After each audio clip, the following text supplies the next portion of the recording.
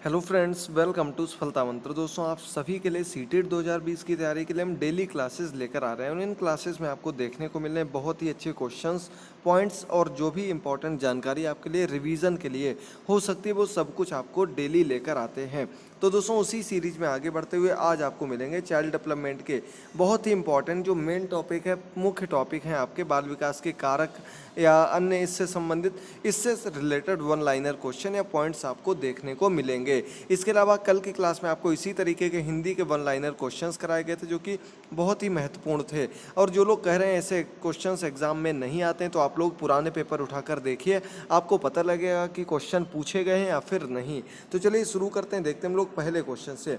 वातावरण शब्द का प्रयोग उन समस्त बाह्य शक्तियों, प्रभावों तथा दशाओं को सामूहिक रूप से वर्णित करने के लिए किया जाता है जो जीवित प्राणियों के जीवन, स्वभाव, व्यवहार तथा बुद्धि विकास व परिपक्वता को प्रभावित करते हैं। ये डगलस का कथन है। दोस्तों, सीधे सीधे आपको ये कथन का अर्थ बताना नहीं, बल्कि कथन का वातावरण का क्या अर्थ है ये आपको बताना इसका मुख्य मकसद था। वातावरण के अंतर्गत क्या आता है कि वह शक्तियाँ और प्रभावों तथा दशाओं को सामूहिक रूप से वर्णित करने वाले जितने भी जीवित प्राणी हैं उनके जीवन, स्वभाव, व्यवहार और बुद्धि विकास, परिपक्वता को प्रभावित करता है। कौन? वातावरण। वातावरण और हमने आपको वंशानुक्रम, ये दोनों चीज़ें बताई थी और जो कि बालक के विकास में समान रूप से उत्तरदायी होती हैं। क्वेश्चन नंबर सेकंड, माता पिता की शारीरिक और मानसिक विशेषताओं का संतान में हस्तांतरण होना वंशानुक्रम कहलाता है। ऊपर लाइन में आपको वातावरण पता लग गया, इस लाइन में आपको वंशानुक्रम, हेरेडिटी क्लियर हो गया होगा कि माता पिता व अन्य पूर्वजों के जो शारीरिक मानसिक गुण होते हैं उनका बच्चों में हस्तांतरण होना, यानी कि ट्रांसफर हो जाना, आ जाना, ये वंशानुक्रम कहलाता है और ये जेम्स ड्रेवर का कथन है, याद रखिएगा।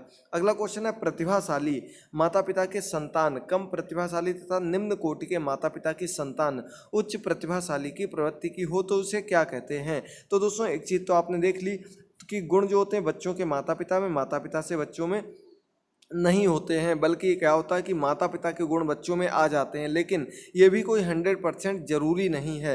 अगर ऐसा नहीं होता है तो इस चीज़ को हम प्रत्यागमन के नाम से जाना जाता है। यानी कि अगर अपोजिट होता है कि बच्चे जो हैं वो अधिक होशियार हैं, इंटेलिजेंट हैं और माता पिता कमज़ोर हैं, तो ये एक दूसरे का अपोजिट हो गया, इसे हम प्रत्यागमन का सिद्धांत कहते हैं बाल विकास की परिभाषा में, भाषा में।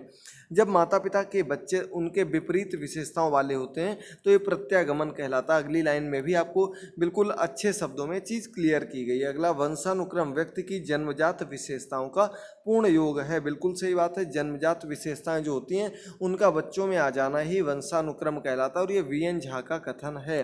कथन वैसे आपके बिल्कुल भी देखने को नहीं मिलते हैं सीटेट में, इसलिए कथन आपको याद नहीं रखना है। जो उससे रिलेटेड जानकारी हम आपको बताते चल रहे हैं वो आप लोगों को अच्छे से सिर्फ सुन लेनी है, आपका पक्का 100% वो क्वेश्चन बिल्कुल सही हो जाएगा। इसके अलावा दोस्तों, आपकी संस्कृत की क्लास भी ला चुके हैं, अगर आपने ना देखी हो तो लिंक नीचे दिया गया, जरूर देखिएगा। वातावरण का किस दृष्टि से सबसे अधिक महत्व होता है?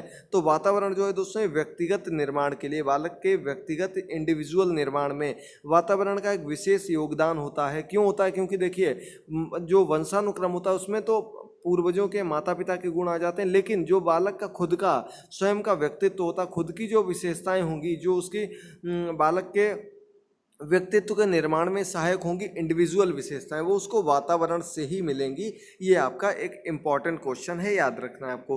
रूसो के शिक्षक संबंधी विचार किस पुस्तक में मिले? एमिल में। ये आपका यूपी टेट में क्वेश्चन पूछा गया, इसीलिए दे दिया है। अगला, डेमोक्रेसी एंड एजुकेशन पुस्तक लिखी है, किसने लिखी है? तो ये डीवी ने लिखी है, जॉन डीवी ने डेमोक्रेसी एंड एजुकेशन पुस्तक लिखी है। अगला, एक सफल अध्यापक के लिए अधिक आवश्यक है, ये इंपॉर्टेंट है। एक सफल अध्यापक के लिए विषय वस्तु का समुचित ज्ञान, यानी कि जो कुछ भी पढ़ाया जा रहा है, जो कुछ भी टीचर बच्चों को पढ़ा रहा है, उस विषय के बारे में समुचित और पूरी एक तरीके से प्रॉपर जानकारी बहुत ही आवश्यक होती है। ज्ञान, नॉलेज जो है वो बहुत ही आवश्यक होता है एक सफल अध्यापक के लिए, सक्सेसफुल टीचर के लिए, याद रखिएगा। अगला, मनुष्य स्वतंत्र पैदा होता है किंतु वह बाद में सब ओर से जंजीरों में बंध जाता है।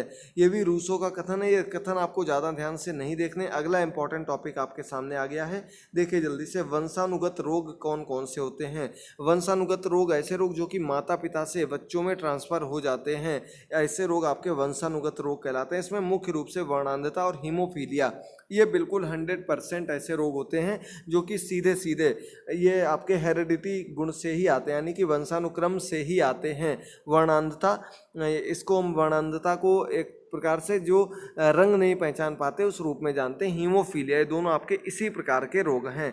अगला, वर्णांध व्यक्ति लाल व हरा रंग में भेद नहीं कर सकता है, इसे कौन सा रोग दोष कहा जाता है? वर्णांध व्यक्ति जो होता है अलग अलग रंगों में भेद नहीं कर पाता, बिल्कुल सही बात, ये प्रोटीन दोष कहलाता है जो कि आपके वंशानुक्रम से ही फैलता है। अगला, वर्णांध व्यक्ति नहीं बन सकता है, क्या नहीं बन सकता? कलाकार नहीं बन सकता है, क्योंकि उसे रंगों का ज्ञान नहीं होता है, वो चीज़ों को ठीक ढंग से नहीं पहचान सकता है। अगला, व्यवहार में रचना तंत्र का निर्माण होता है, कैसा? तो व्यवहार में जो रचना तंत्र का निर्माण तो है वंशानुगत होता है, याद रखिएगा दोस्तों, वंशानुगत के अंतर्गत आता है। अगला, वंशानुगत सिद्धांत का बीज रूप प्राप्त होता है, किससे प्राप्त होता है? अरस्तु से प्राप्त होता है, जो कि वंशानुगत सिद्धांत का बीज रूप है, अरस्तु से।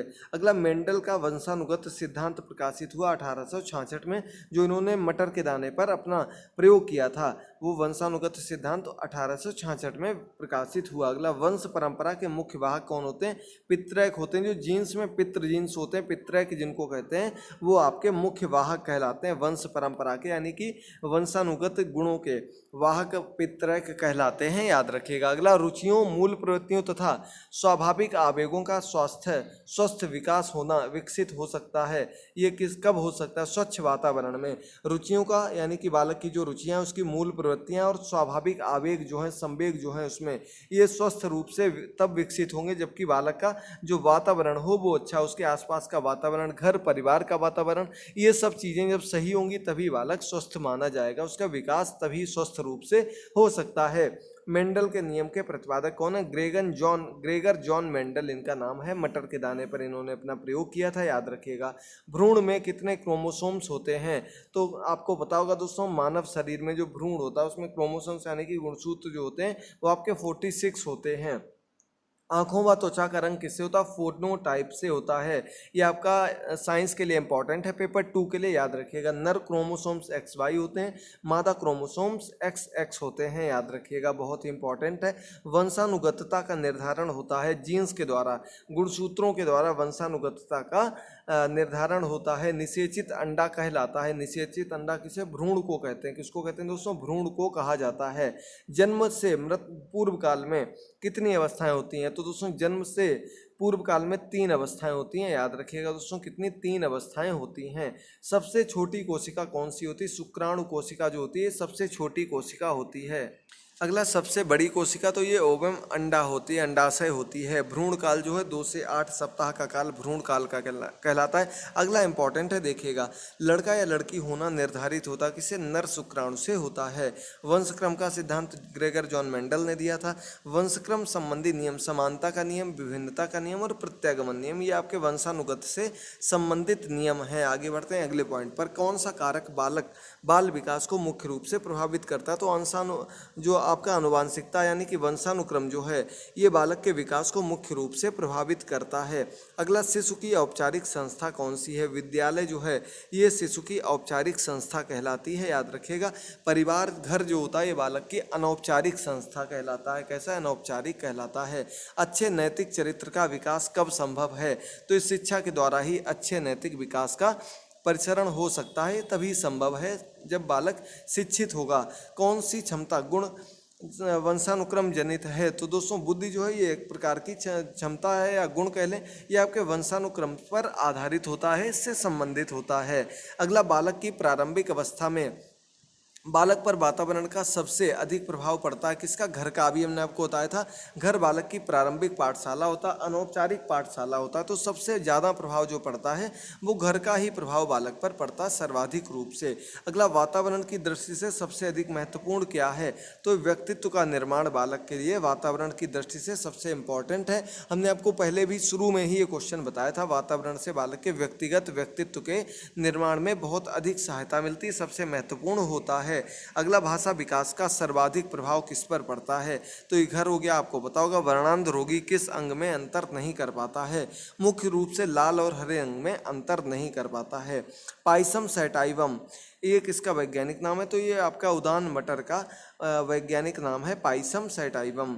वंशानुगत कैसा होता है? जन्मजात होता है, यानी कि इसमें कोई किसी प्रकार का परिवर्तन नहीं किया जा सकता है, सीधे सीधे जन्मजात होता है। अगला क्वेश्चन, विकासवादी सिद्धांत के समर्थक कौन थे? तो ये लेमार्क थे, विकासवादी सिद्धांत के समर्थक। अगला, संतान को पिता से जीन प्राप्त होते हैं कितने? 50% जीन जो होते हैं ये संतान को पिता से प्राप्त होते हैं, याद रखिएगा।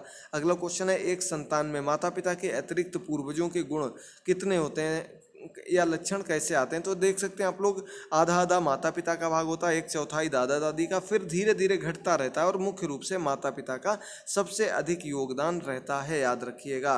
वंश दर जो होती है ये किस रूप में घटती है? ऊपर जैसे आपको बताया गया ठीक उसी रूप में, माता पिता, फिर उनके दादी बाबा, परदादा और दादी, इस प्रकार से क्रम घटता रहता है जैसे जैसे संतानों की संख्या बढ़ती रहती है। अगला, वंशानुगत रोग हैं वर्णांधता और हीमोफीलिया, जो है वंशानुगत रोग हैं, आप लोगों को ऊपर बता चुके हैं। हीमोफीलिया क्या होता है? ये ज़्यादा इंपॉर्टेंट है, देख लीजिएगा ये क्वेश्चन, आप इसके ऊपर वाला समझ गए होंगे। मनुष्य में चोट लगना या कट जाने पर रुधिर स्राव बंद ना होना, यानी कि जब खून निकलने लगता है और रुकता नहीं है, लगातार बहता रहता, तो ये आपका हीमोफीलिया कहलाता। क्या कहते हैं इसको? हीमोफीलिया कहा जाता है। वंशगत की इकाई क्या है? तो ये जीन होती है, गुणसूत्र जो होते हैं वंशगत की इकाई हैं।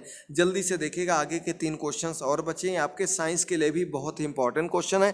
दोस्तों, अगर आपको क्लास पसंद आई तो एक छोटा सा कमेंट करना मत भूलिएगा, और हम लोग जल्द ही 4 लाख सब्सक्राइबर्स तक पहुंचने वाले हैं। इसमें आप सभी लोगों का बहुत बहुत योगदान है, इसके लिए आप सभी का बहुत बहुत धन्यवाद। इसी तरीके से अपना सहयोग करते रहिए, जल्दी से जल्दी चैनल को सब्सक्राइब करते रहिए, बेल आइकन को प्रेस करते रहिए। आगे आपको इसी प्रकार की important classes, hand written notes मिलते रहेंगे। तो दोस्तों, अगला क्वेश्चन, विकासवादी सिद्धांत बता दिया लेमार्क, वंशानुगत सिद्धांत ग्रेगर जॉन मेंडल, और इन्होंने मटर के दाने पर खोज की थी। आपको सब कुछ क्लियर हो गया होगा। कल शाम को 8 बजे से हम लोगों की अनअकैडमी पर भी एमपी टेट रिवीजन की क्लासेस स्टार्ट हो रही हैं, तो उन क्लासेस को जरूर अधिक से अधिक देखिएगा, शेयर करिएगा। मिलते हैं अगली क्लास में, तब तक के लिए थैंक यू दोस्तों, गुड बाय, टेक केयर।